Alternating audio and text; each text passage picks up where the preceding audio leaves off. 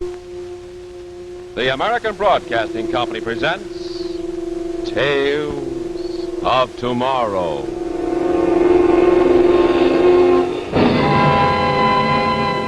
Produced in cooperation with the Science Fiction League of America.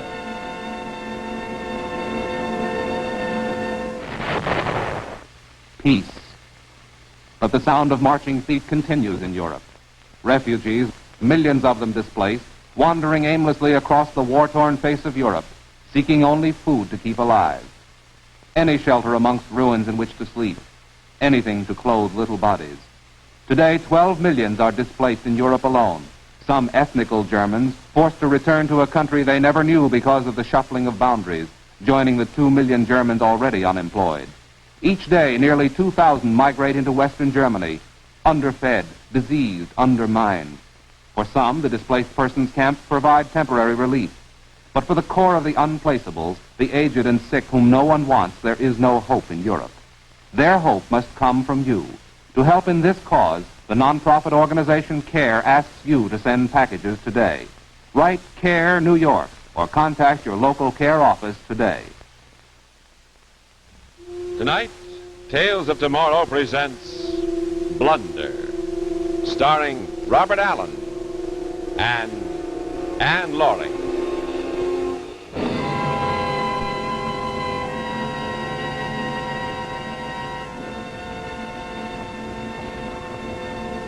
Ladies and gentlemen, this is the Earth. Just as it might look if you were standing on the planet Venus instead of being here in this planetarium. Earth being 25 million miles from Venus, our planet would not look much bigger than a giant.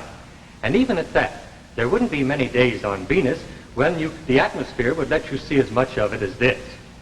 Now, we have had so many questions about what might happen if an atomic explosion got out of hand, or if a comet came swinging our way and made a collision, that we have made an arrangement to let you see how it might look from out in space. Of course, you must understand, this isn't anything that's going to happen. The interesting thing is that it wouldn't look like much at all, even if it did happen.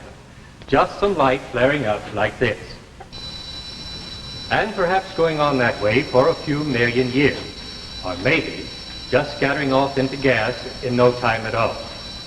The mathematical odds against a comet or a wild star swinging into the Earth's orbit are enormous. And of course, there isn't any human being foolish enough to touch off anything that might get all the way out of control, even with the A-bomb and the H-bomb. No, scientists believe that the end of the world, when it comes, will be a natural one, not man-made. And it will not come for a matter of some 15 billion years. So I suppose we can all just sit back and relax. Of course, there isn't any human being foolish enough.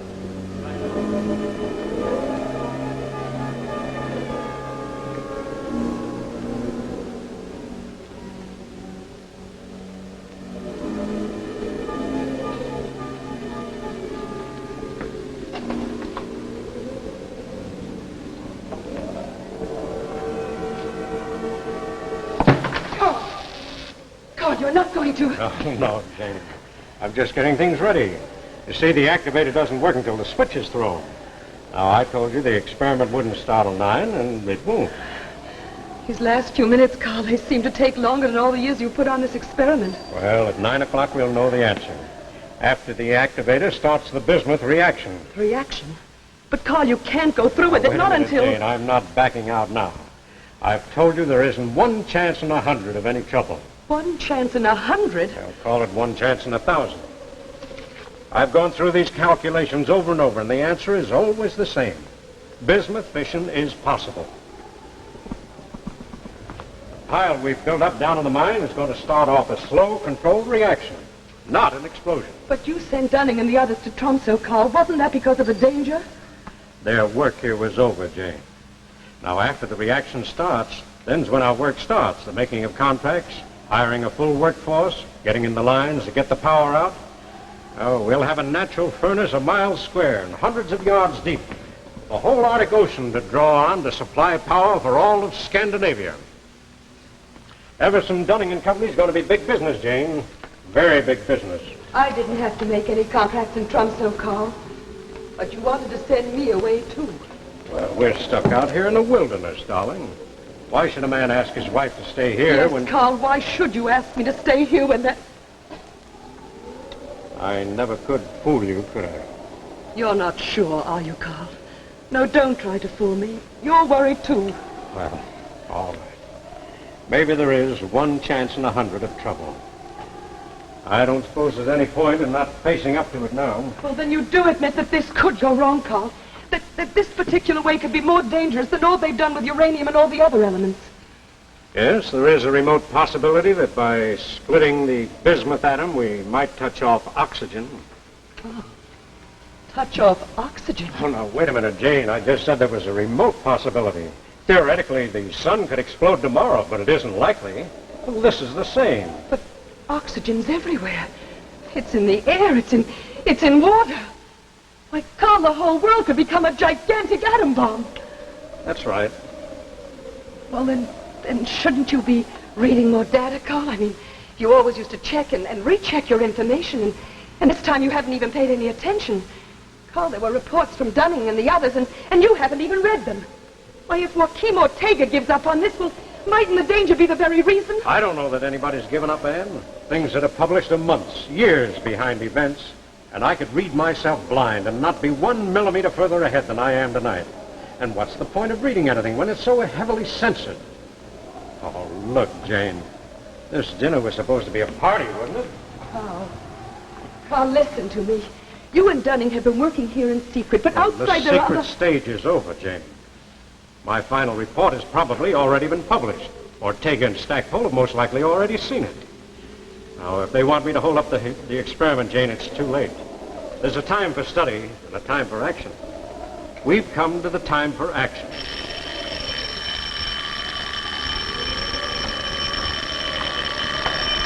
Running at Tromso, calling Carl Everton.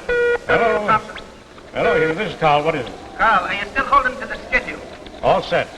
It goes off at 9. The thing is, someone's been trying to get through on the phone from London. I'm not sure what it's about. I can't take any messages now, Hugh. This is important, Carl. I'll get in touch with you when it's over. I'll be busy till then, so don't try to call me back. Carl, listen to me. You've got to...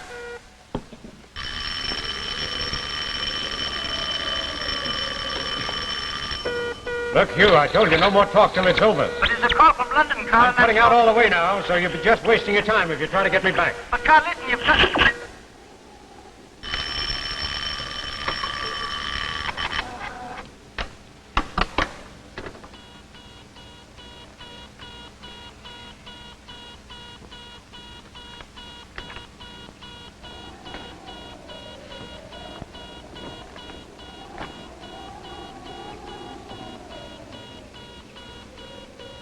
Well, here's to the fission of an element they said could never be split.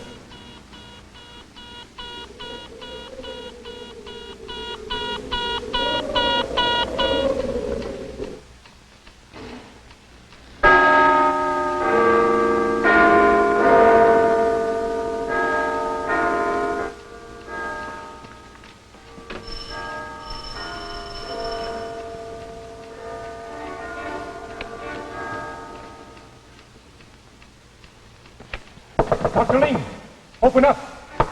Hurry. Who is it? Open up, Chuling. It's Stackpole.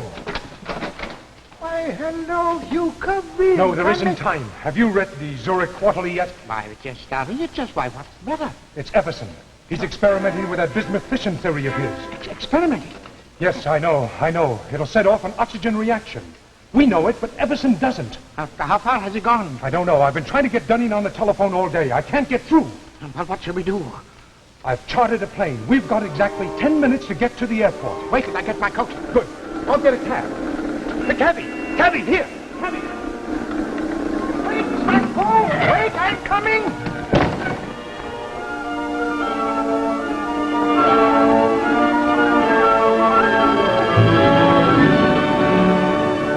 Grandfather, I think you better...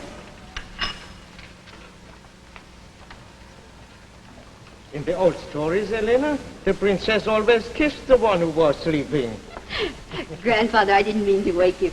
I was just leaving the afternoon mail. Oh, I'm wrong. It was always the princess who was kissed. The famous Dr. Ortega is never wrong. There, and if that makes you a sleeping beauty, don't blame me. At my age, Helena, names mean little, kisses mean much. So whenever you see me dozing, this cable came with the mail? Yes, it came about a half an hour ago. I was wondering whether I should wake you, and then I thought... Is it bad news, Grandfather? Grandfather, the cable, is it bad news? It's from Stackpole in London. He has seen a new report by Everson. Elena, yes. The Zurich Review with my article on bismuth. The issue should have been in Stockholm and Oslo for almost a week now, no? You've asked me that before. It's been out there since the 12th. If Everson has seen my article, he can't be so insane as to go ahead. It was in warning to Everson that I wrote the article. Got the material declassified exactly for him to see. He must have seen it by now. He always reads everything that you... Yes. Everson always used to read everything in his field.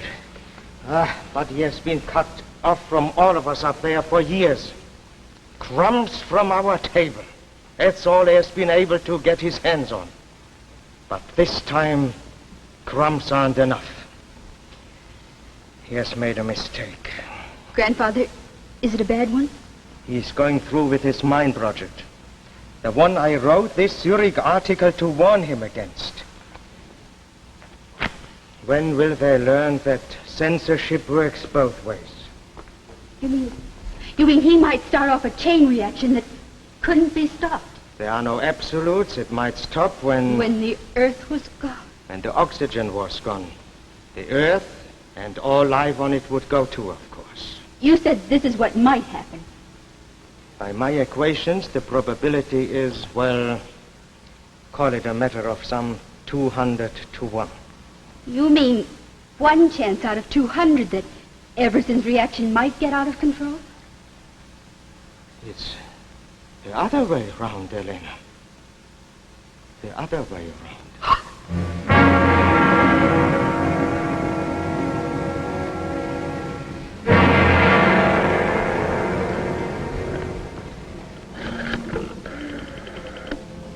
Operator, this is Joachim Ortega calling.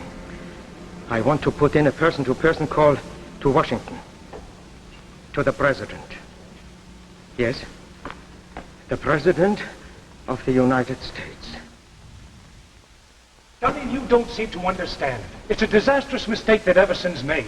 Chuling and I have flown here from London to try and stop him in time. Aye, that I can understand. You can They're all great lads for stopping things. You can read it for yourself here in this article Ortega put out. Everson hasn't allowed for the factor of K under pressure. I'm an engineer, Stackpole, not a nuclear physicist like yourself and your friend here. I've read your article through twice, and I can see nothing that affects our plans at the mine. If you will excuse me, Mr. Dunning, there might not be 20 people in the world who could understand this warning which Dr. Ortega has written. But Carl Everson is one of them. If he is proceeding, it can only mean that he has not read the warning. I've sent on every scientific journal that's come to us here in Tromsco. If ye say that the journal's been out for since the 12th, well, it's been in Carl's hands now for 3, maybe 4 days now. Dunning, we're wasting time, and there may not be much of it left for any of us. You said that you were in touch with him not 10 minutes ago. Will you please get in touch with him again? I'll tell him that you didn't want us to interrupt him. I'll tell him that black is white. Anything, if you'll just let us read these equations to him. Gentlemen, I'm sorry, but I cannot do such a... Beg your pardon, Mr. Dunning. We haven't much time left in which to avert this error. The radio, if you please. Well, I'll be... The radio, if you please, Mr. Dunning.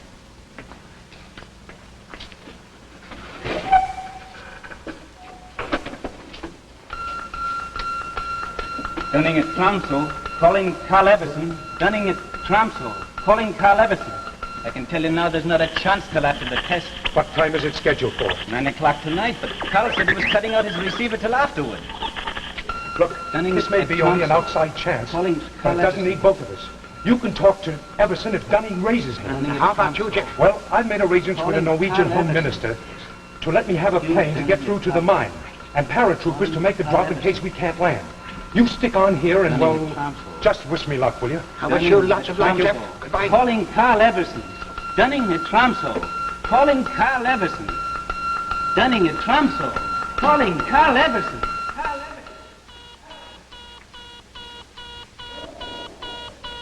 Jane, can't you remember that this is a celebration? In exactly 18 minutes, we'll be showing the world a wonder that'll still be supplying light and heat and power for centuries to come. What about the children, Carl? What happens to the children of the world? Well, they'll be born into a world of plenty. Food, heat, shelter for all. No, I mean, if this goes wrong. It can't go wrong. But, Carl, if it does. If it does, Jane, and that's a very big if, there won't be time for them to suffer. I think I'd like my drink now, Carl.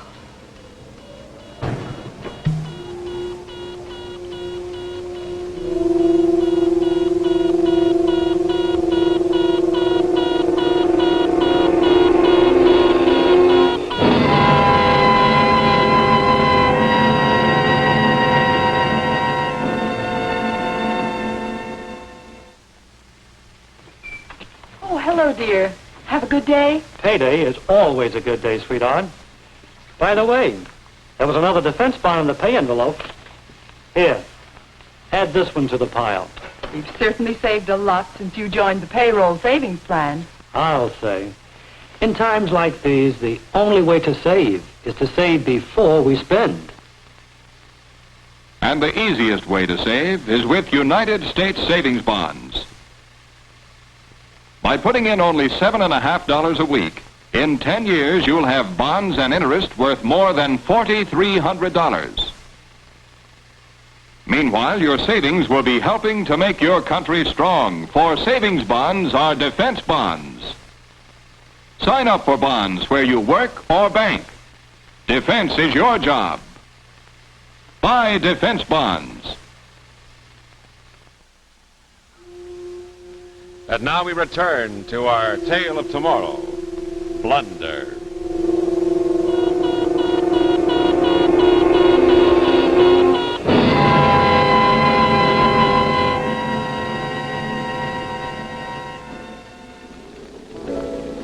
When the autumn weather turns leaves to flame, one hasn't got time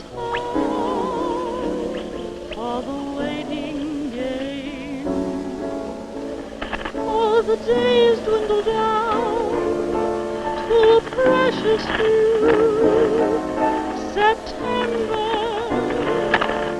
November, and these few precious days I'll spend with you. These precious days I'll spend. We interrupt this program to relay an urgent warning to Carl Everson. To Carl Everson, to Carl Everson. Dr. Ortega of America asks you to hold off until he can talk with you. Don't start the reaction. Hold off and call Tromso. Dr. Ortega asks you to hold off and call Tromso.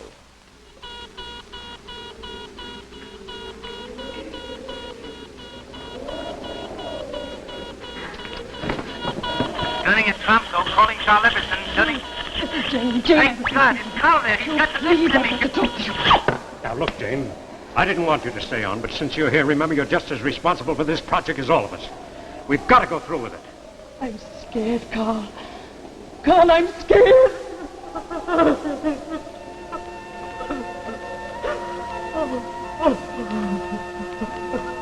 I'm sorry.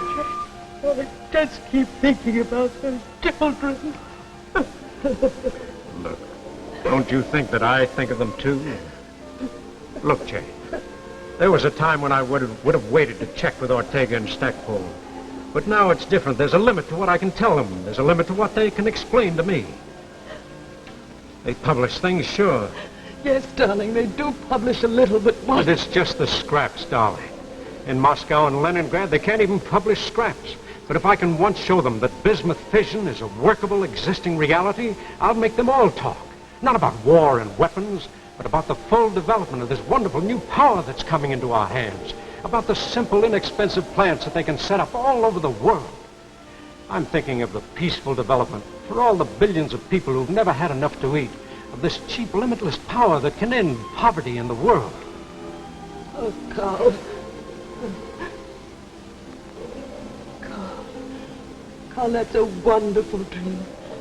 But the responsibility, do you have the right to take that on yourself?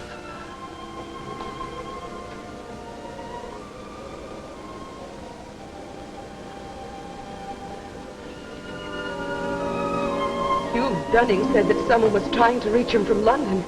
Well, mightn't there just be some factor that you haven't taken into account? Oh, darling, if you just talk to Hugh once more. What good will that do, darling? We know this is going to work. It's for all those children, for the whole world. It's got to work.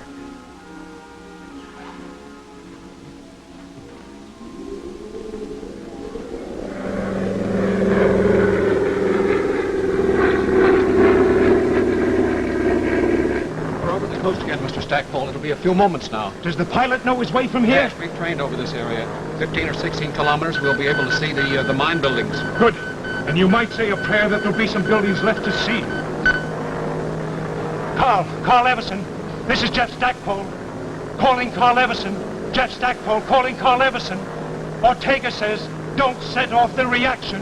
You're forgetting a factor of K. You're forgetting a factor of... There's something wrong with the radio. Wait a minute. Oh, yes, here he is. You got it? Carl Everson. This is Jeff Stackpole. Coming in on a plane. We'll be in over the mine within minutes.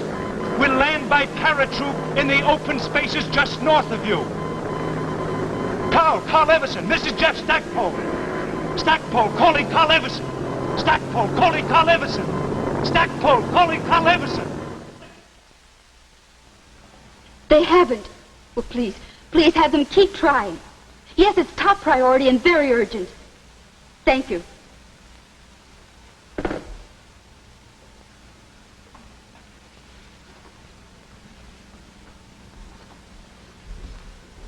They've got Tromso, but they can't get through to Everson.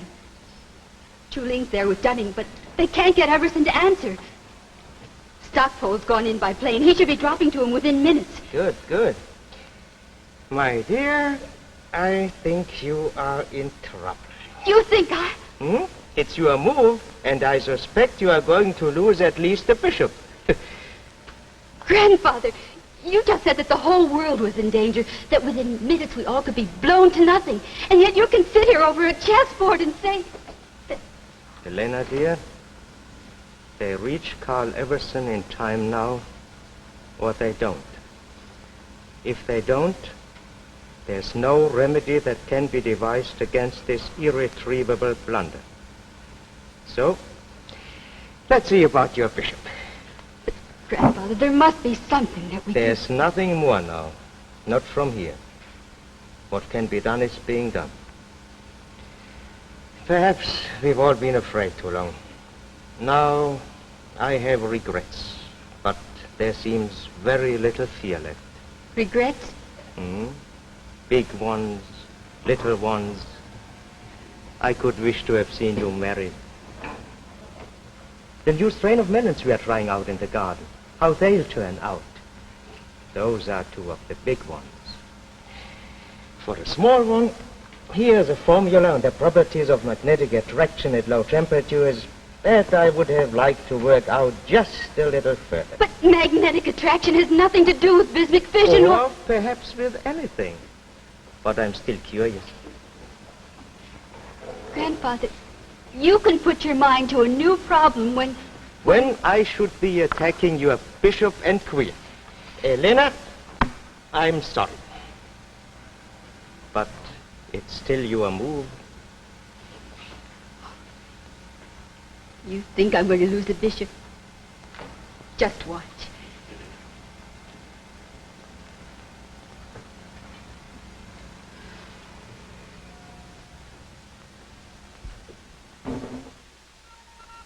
Urgent warning to Carl Everson. Urgent warning to Carl Everson. Don't touch off the reaction.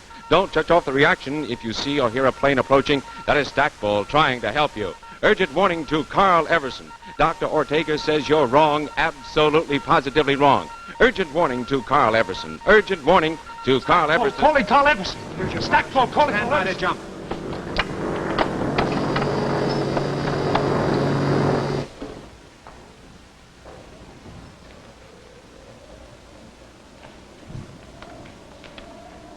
that's that. Well, it's just minus 52 seconds, darling. Carl, after it happens, will it be long before we... Before we know, it might be 6 seconds, might be 8, depending on how long it takes for the acids to eat through the plates down below after the reaction starts. And then if everything's all right, will we know right away? If it goes past 8 seconds, you'll know that we're off on schedule and everything's under control. If it doesn't, I doubt very much that we'll know that it didn't work. Carl, there's one more thing. Now, wait a minute, Jane. No more, you promise. No, it's not about calling Dunning or what's happening down below. It's about us, Carl. I was wondering if you'd kiss me.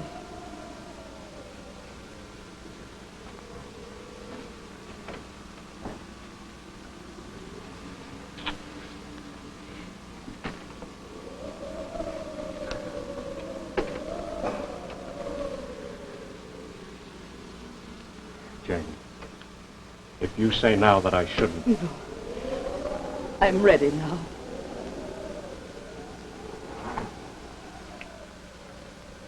It's time.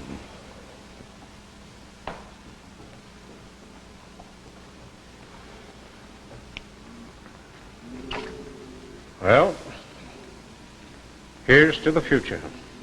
To the future, Carl. Whatever it brings.